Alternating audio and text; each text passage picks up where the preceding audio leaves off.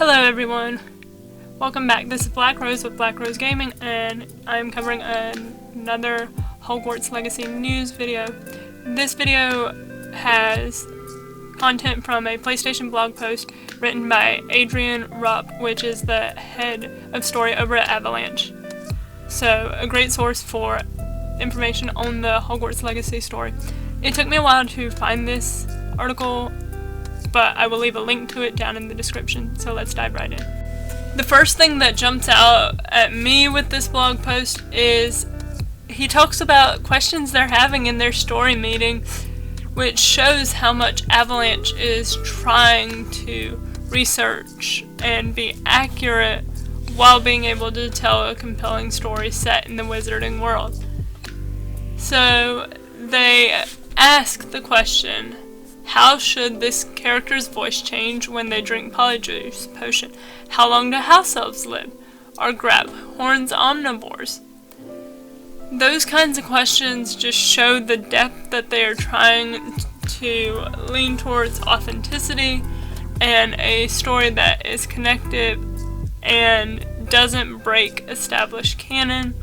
Now, grab horns we of course saw in the first trailer, but house elves and Polyjuice potion are not something we've had direct information on for this game, and it's really cool to see that those are ideas that they are diving into, as they are key components of the original Wizarding World stories and have existed in canon for an expanded amount of time and are really key features that would be awesome to see in some way implemented in the game.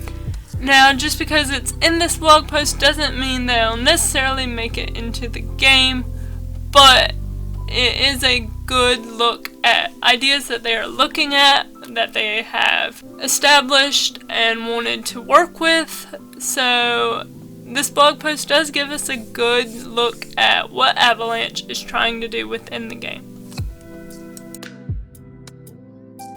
The next part of the article that really stood out to me just shows Avalanche's intentions within the world and for the game overall.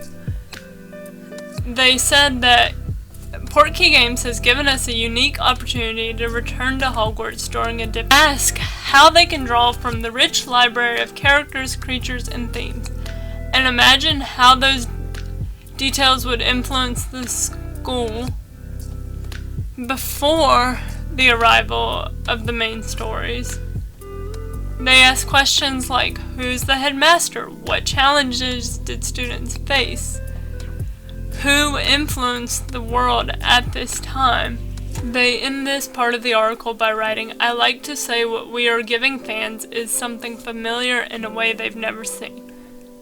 And this idea is really exciting because I feel like Avalanche can do so much within this world, because the Wizarding World has such great ideas and characters and lore behind it that I'm just really excited to see somebody dive in with a video game, and I have high hopes for what Avalanche does.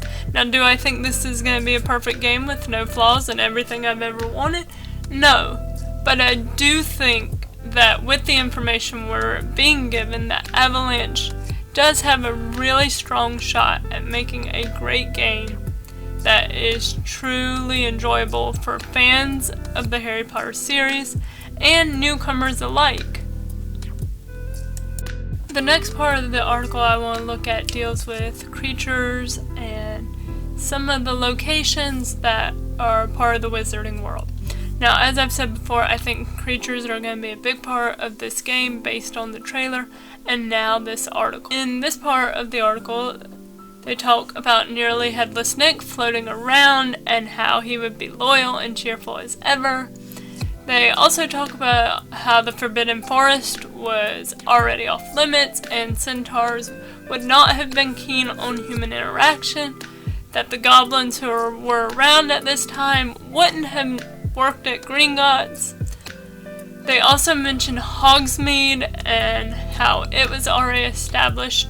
They acknowledge another point in bringing up Ollivanders has been making wands since 382 BC.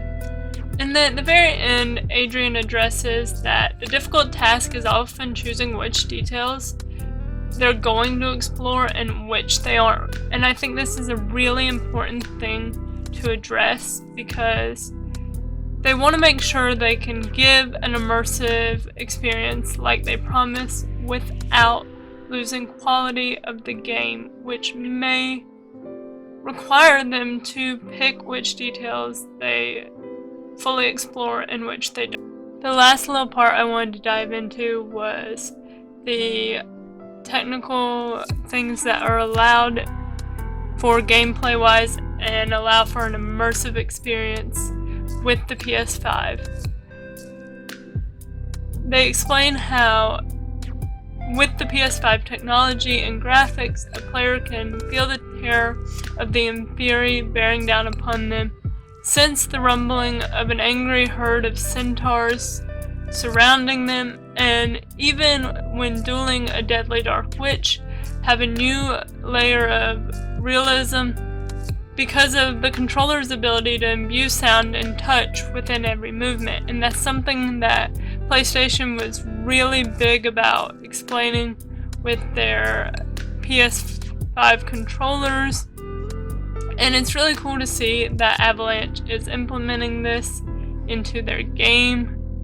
And I'm excited to see what this allows them to do. Adrian ends the blog post by explaining that this is a labor of love and the real magic comes from the team's dedication and imagination to make nothing less than an authentic and compelling Wizarding World game. I'm so excited about this game and will continue to cover it. If you enjoyed this video, please leave a like and subscribe to the channel for more Hogwarts Legacy content.